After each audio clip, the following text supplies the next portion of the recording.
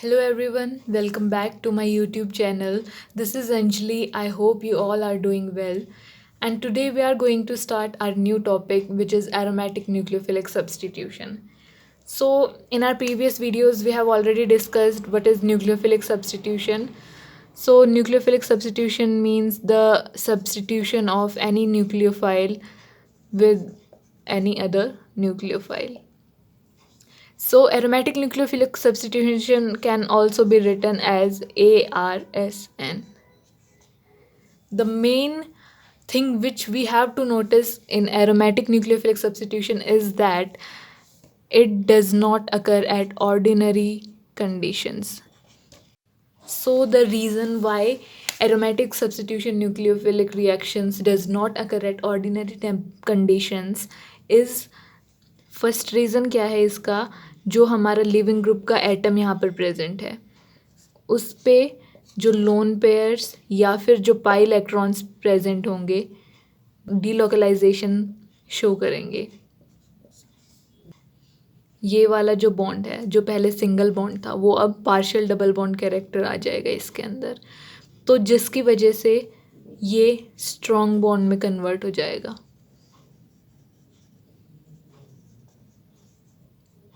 इसके ऐसे आगे भी रेजोनेटिंग स्ट्रक्चर्स फॉर्म होंगे. ये यहाँ पर जाएगा,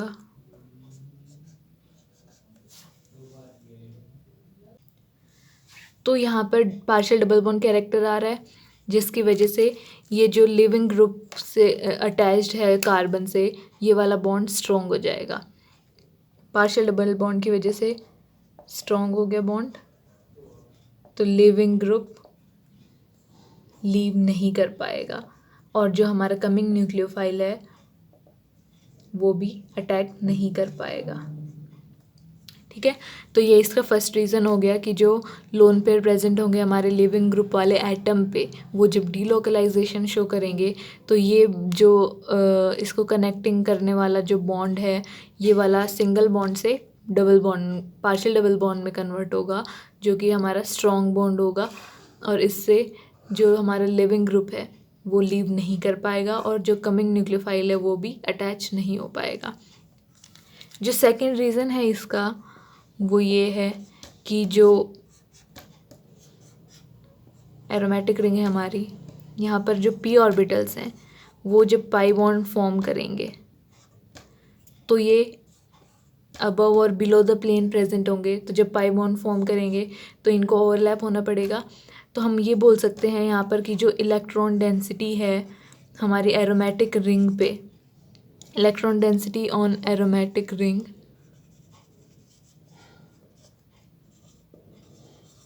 वो अबव एंड बिलो प्रेजेंट होगी, बिलो द प्लेन प्रेजेंट होगी, जिसकी वजह से वो हमारे कमिंग न्यूक्लियोफाइल को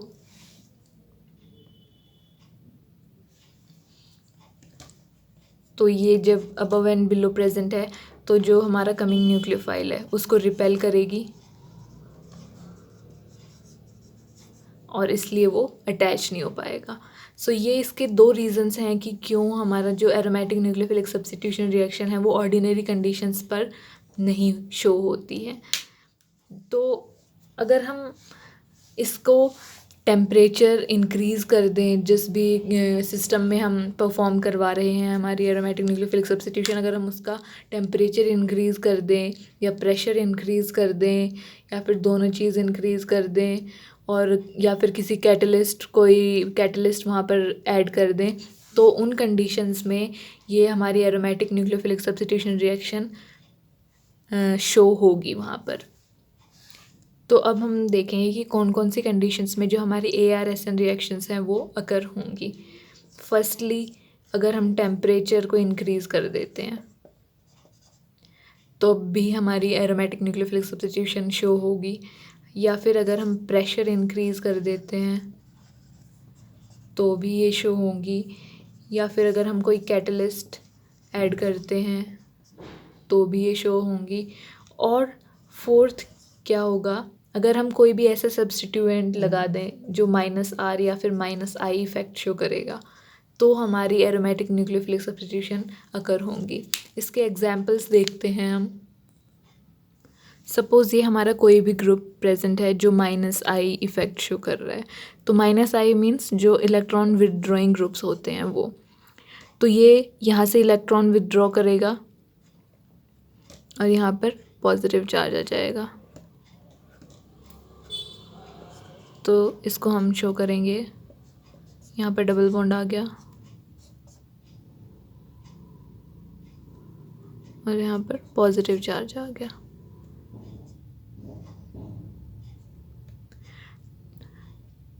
यहाँ पर पॉजिटिव चार्ज आने का मतलब क्या हुआ कि यहाँ पर इलेक्ट्रॉन डेंसिटी हमारी डिक्रीज़ हो गई। अगर हम फर्दर इसके रेजोनेटिंग स्ट्रक्चर्स ड्रॉ करेंगे तो ये ऐसे होंगे। तो ये इसके रेजोनेटिंग स्ट्रक्चर्स हो गए। यहाँ पर जो हमारा -I ग्रुप है वो पैरा पोजीशन पे प्रेजेंट है,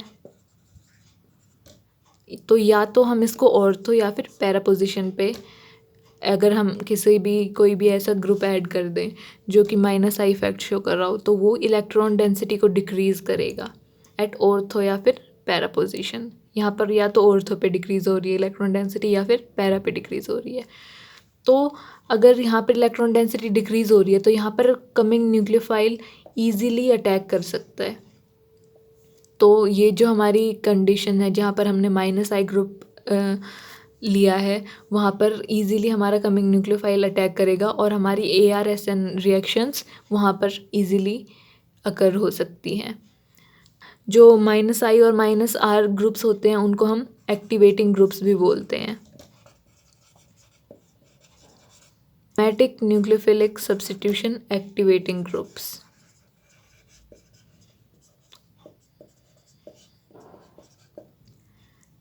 तो ये हमारी कुछ कंडीशंस हैं जिनके अंडर हमारी aromatic nucleophilic substitution reaction easily हो सकती हैं।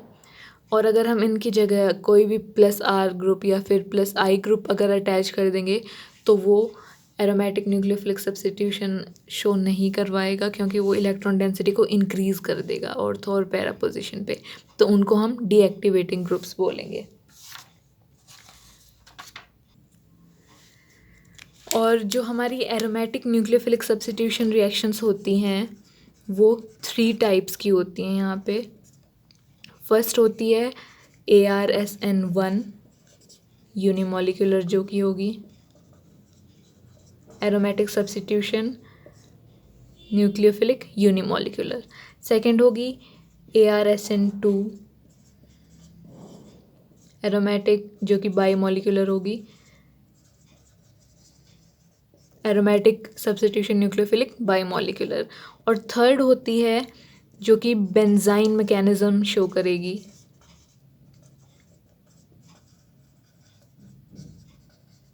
सो ये इम्पॉर्टेंट होती है, aromatic nucleophilic substitution reaction via benzyne mechanism.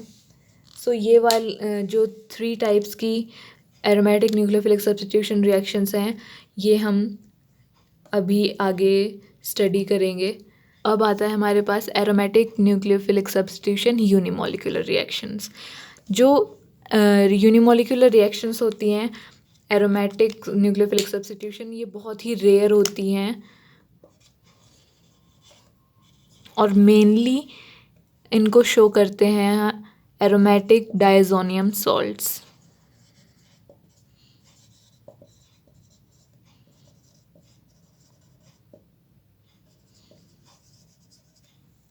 जो aromatic substitution nucleophilic unimolecular reactions हैं वो mainly aromatic diazonium salts show करेंगे। इसमें क्या होगा, ये हमारा डायज़ोनियम सॉल्ट है, यहाँ पर कोई भी न्यूक्लियोफाइल आके अटैक करेगा और N2 हमारा बहुत ही अच्छा लीविंग ग्रुप होता है, तो N2 यहाँ से रिमूव हो जाएगा और यहाँ पर न्यूक्लियोफाइल अटैच हो जाएगा।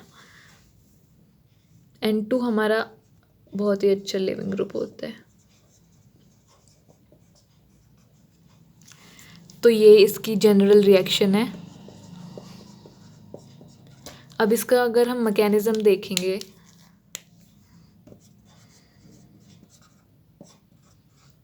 मैकेनिज़्म अगर हमारा यूनिमोलिकुलर रिएक्शन है तो उसमें हमने एलिफैटिक न्यूक्लियोफिलिक सब्स्टिट्यूशन रिएक्शंस में भी पढ़ा था कि 2 स्टेप रिएक्शन हो, 2 स्टेप मैकेनिज़्म होगा इसका। तो स्टेप 1 में क्या होता है, कार्बोकेटायन की फॉर्मेशन होती है। तो यहाँ से हमारा लिविंग ग्रुप लीव होगा फर्स्ट स्टेप में, और ये जो हमारा स्टेप होगा ये स्लो स्टेप होगा। ये कार्बोकेटायन फॉर्म हुआ और लिविंग ग्रुप लीव हो गया। ये जो कैटायन है इसको हम बोलते हैं एराइल कैटायन। सो ये हमारी फर्स्ट स्लो स्टेप हो गया, तो इसको हम बोलेंगे RDS, रेट डिटरमाइनिंग स्टेप। हमने पीछे भी पढ़ा था कि जो स्लो स्टेप होगा उसको हम रेट डिटरमाइनिंग स्टेप बोलेंगे। इसमें हमें क्या शो हो रहा है कि जो हमारा रिएक्टिंग मॉलिक्यूल है वो कितने हैं, एक ही रिएक्टिंग मॉलिक्यूल है, इसीलिए हमने इसको बोला है यूनिमॉलिक्यूलर।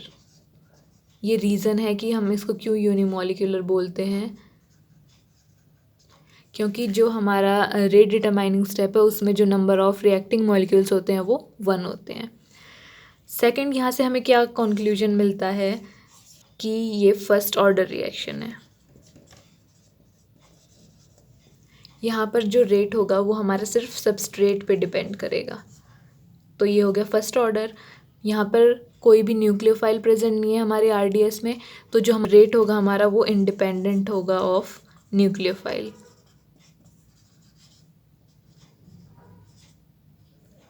मतलब कि चाहे कितनी भी हम कंसंट्रेशन ले लें न्यूक्लियोफाइल की, या कितना भी अमाउंट ले लें, या कुछ भी किसी भी नेचर का ले लें, वो उसके ऊपर डिपेंड नहीं करेगा हमारा रेट, कंसंट्रेशन पे या फिर नेचर पे डिपेंड नहीं करेगा। तो यहाँ से ये 2 कंक्लूजन आते हैं हमारे पास स्टेप 1 से। अब इसका स्टेप 2 देखते हैं। सेकेंड स्टेप में क्या होगा कि जो हमारा कार्बोकेटायन है वो रिएक्ट करेगा विद कमिंग न्यूक्लियोफाइल, और ये हमारा प्रोडक्ट फॉर्म हो जाएगा। ये जो हमारा स्टेप होगा ये वाला, ये फास्ट स्टेप होगा।